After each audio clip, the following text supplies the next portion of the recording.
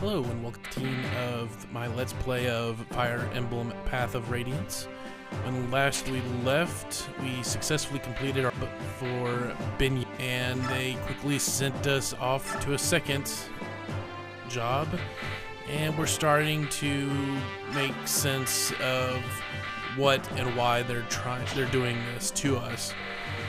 Now, this map is something unique in the game. It's all so you have to really be careful about who you choose to go about and play with. Mounted units are pretty much useless. Heavy units are pretty much useless. However, your thieves and magic, and to some extent your Laguz players will have a bit of an advantage on this map. So kind of plan that out. Plus, you have a bunch of buried treasure out there on the map, and the only way to really get it is to have someone with a high luck value to stand in that area and get to potentially get that item. This is where, if you wanted another thief, though their luck isn't really all that high, they do still have a higher chance of getting it than normal. This would be the only purpose South has for this game. I won't be even using him on this one. So if you wanted an extra bit of luck, you can go with him or not. Generally, your healers, like Mist and Raze, you know, at least they could benefit, or they could do something on battle, and they have a pretty high luck turnaround. So, you know, that's kind of up to how you want to do that. The only one real requirement is you want to have at least one Laguz on the map. So you're going to want to have at least Mordecai or Letha. And I chose both. Now, there's probably walkthroughs and stuff that can tell you better or easier ways to find where the buried stuff is. I will be getting them all during the playthrough, so you can kind of judge and see how I necessarily do things with that. But there are maps and stuff online that you can kind of verify that as you go along. The other key thing to note about this map is that you're only going to be fighting Laguz. Now, Laguz, just like your Laguz, they can only be transformed for a certain amount of time per turn, or for a certain amount of time before they have to be transformed back into to their humanoid state. And when they're in their humanoid state, they're super weak against just about anything that you can throw at them. So that's when you're going to want to take advantage. Also, one thing to note, you do get bonus XP for not killing anyone or killing a few number of them, as few as you can. You do get a bonus XP at the end of the map. I've always found that the treasure plus the kills are outweigh the bonuses that you're gonna get. So you know, kind of see how you want to necessarily judge all that.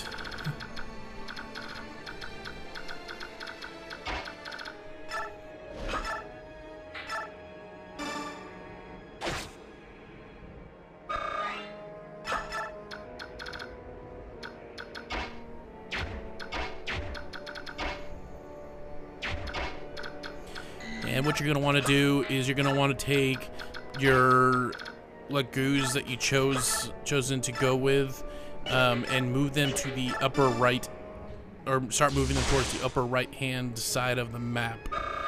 Even in their Laguz states, they don't move as freely as your mages and such. So kind of make sure you put that into the equation as well.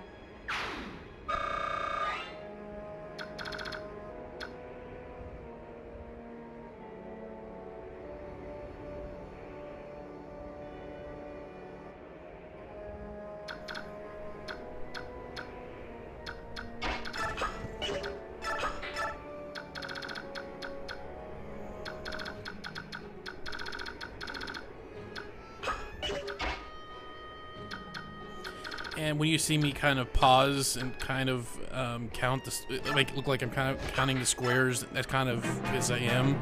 I'm not really using a printout while I'm playing this. I'm kind of solely doing this based off of more or less memory.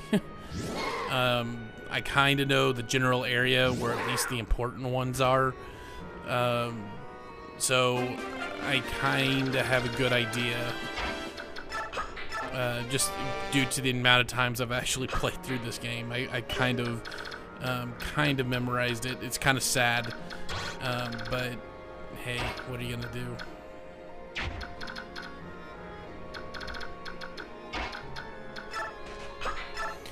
I just wish there was some in-game way of knowing where the treasure is. You are given a hint. One of your conversation options at the beginning of the map was to see and verify, or to kind of give you a hint that there's stuff buried and you need someone of luck to come and get it and whatnot. So you kind of have that, but you have no indication about where. You have no indication really of where the item is on the map without trial and error. And with the way that your characters move, that could take forever if you tried every square. So I kind of wish there was some indication on that. Thankfully, you are given a wide berth as far as where the treasure is. It's not just one particular spot, so you can get a little bit lucky there. It makes it a little bit easier that way, but I just wish there was a little bit more in the way of concrete.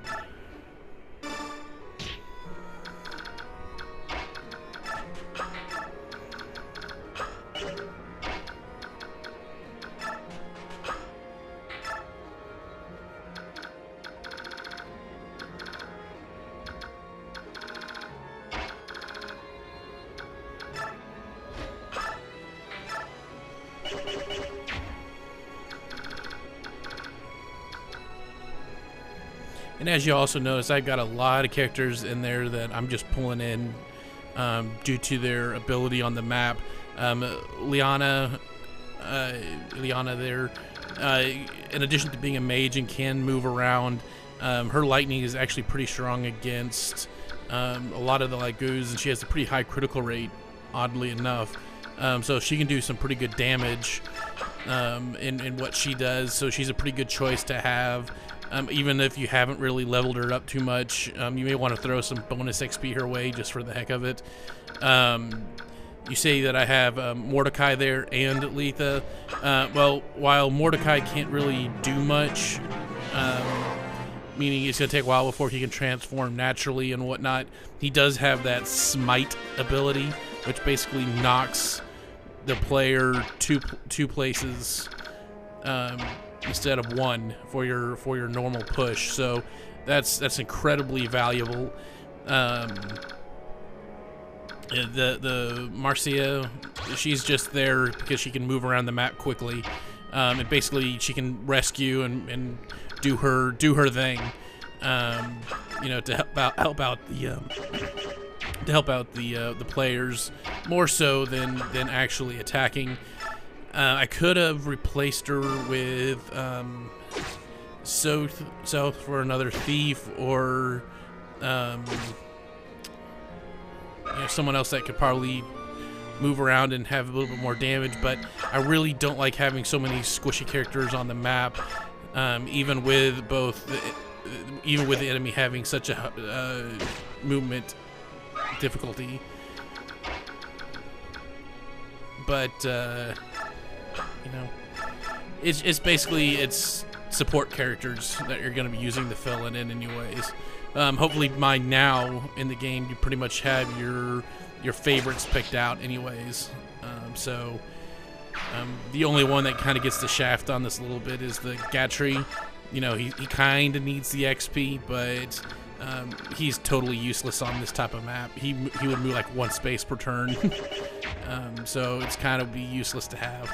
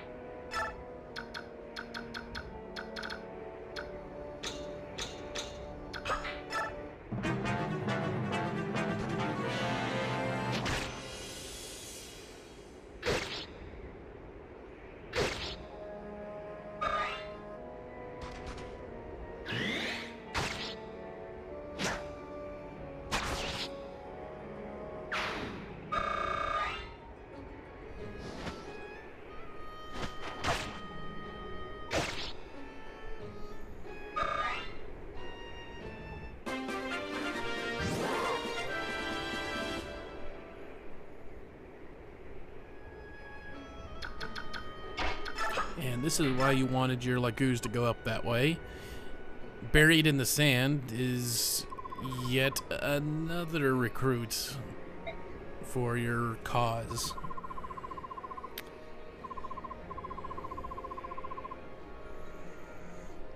Named Stefan, whatever. Now, this is another swords type user like Mia, and while he may look like he is somewhat intimidating compared to her, he is really not that good. In fact, I would say he's an bench character. He comes already promoted, so that if you haven't been leveling up Mia, then this might not be a bad choice, but at the end of the day, Mia is still going to be better.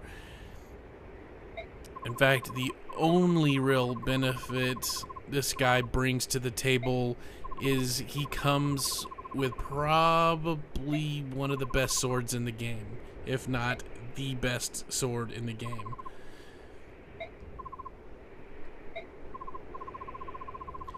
And it's a sword that Mia can use, so you're going to want to kind of save that until she's ready for it, or for a particular type of map. But the sword's a pretty good one. You can also get a little bit of interesting dialogue if you have Soren befriend him in that companion ability mode, whatever. But nothing really gets revealed, and it really seems like there was supposed to be more to it, but it didn't get put into the game.